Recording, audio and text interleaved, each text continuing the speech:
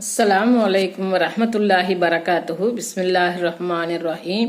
அன்பான சகோதர சகோதரிகளே, எல்லாம் வல்ல அல்லாஹ்வின் நல்லடியார்களே, இன்று நாம் காண இருக்கும் தலைப்பு வெறுக்கப்பட்ட தீய குணங்கள்.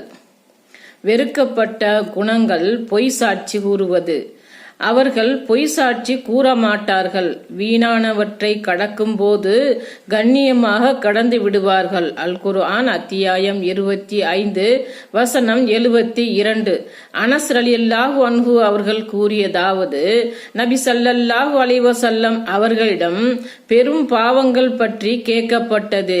நபி ஸல்லல்லாஹு அலைஹி வஸல்லம் அவர்கள், அல்லாஹ்வுக்கு இணை வைப்பது, பெற்றோருக்கு துன்பம் கொடுப்பது, கொலை செய்வது, பொய் சாட்சி சொல்வது ஆகியன பெரும் பாவங்களாகும் என்று கூறினார்கள்.